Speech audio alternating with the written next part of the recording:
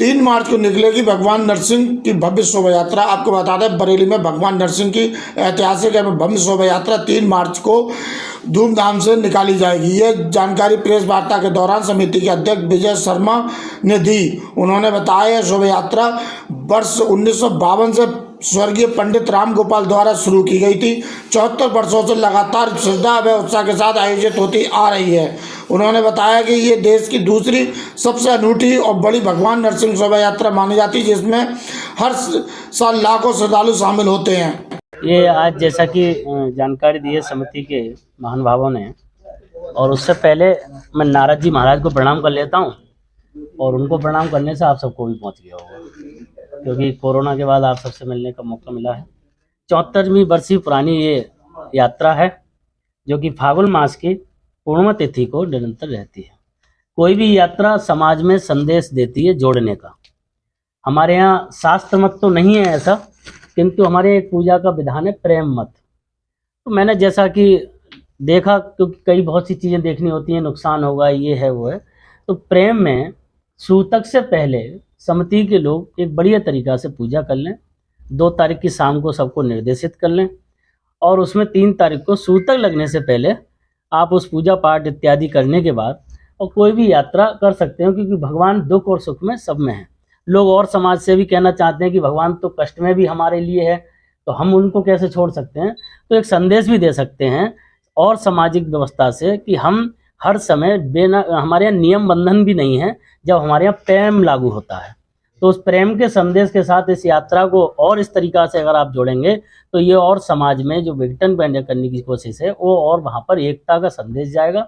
ये यात्रा बहुत सुंदर एकता का प्रतीक होगी कि ग्रहण में भी हम प्रेम के साथ परमात्मा तक पहुँच सकते हैं। कौन तारीख निकलेगी? ये 3 तारीख को निकलेगी। 3 मार्च को ये यात्रा प्रारंभ होगी। कहाँ से निकलेगी? ये भवन चाहवाही से यात्रा भगवान नरसिंह की निकलेगी।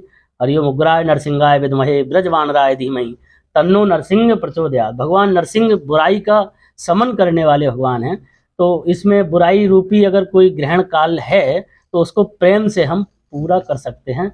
ये एक संदेश है। जी महाराज जी, मैंने देखा है जैसे कि जो यात्रा निकलती है, कुछ ऊपर आपके कुछ अनवांटेड तत्व जो आ जाते हैं उसमें, उनके लिए क्या? देखिए, वो एक व्यवस्था अब से नहीं शुरू से रही है कि अगर मानो आपका कहने का शब्द है कि राक्षसी प्रवृत्ति रहती है, और मुझे लगता है रहती है, तो वहाँ भगवान भी होते हैं और उनका उस तरीक़ा से इलाज करते हैं, जैसे कि बाबा जी आजकल कर रहे हैं, वो आप सब लोग देखते ही हैं बढ़िया तरीक़ा से। किंतु भगवान नरसिंह के उसमें कोई उपद्रव और इस तरीक़ा की चीज़ें कभी नहीं हो सकती। सर, क्या नाम है आपका? नीरू भारद्वाज और नरसिंह भगवान शोभा यात्रा में सचिव का दायित्व। इस शोभा यात्रा के बाद विस्तार से बताइए, कितने वर्षों से निकल रही है, क्या उद्देश्य है और कहां से कहां तक निकलेगी और कितने वर्षों से निकाल रही है?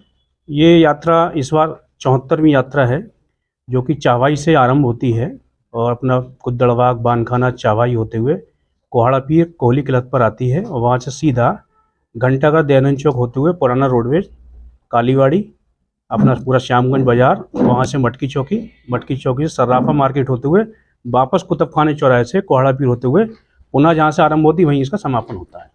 कितनी झांकियां होंगी इस बार इसमें? 12 झांकी है इसमें। कुछ बाहर से भी आ रही है? नहीं, बाहर से नहीं होता।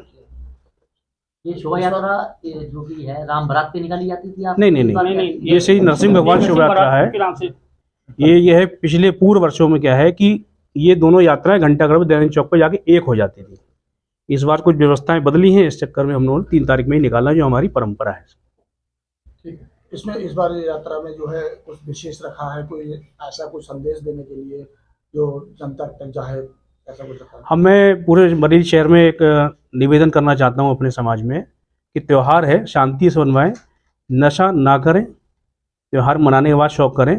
कोई भी ऐसा संदेश ना जाए जिससे हमारी यात्रा बदनाम हो, कोई ऐसे तत्व उसमें ना आ जाए।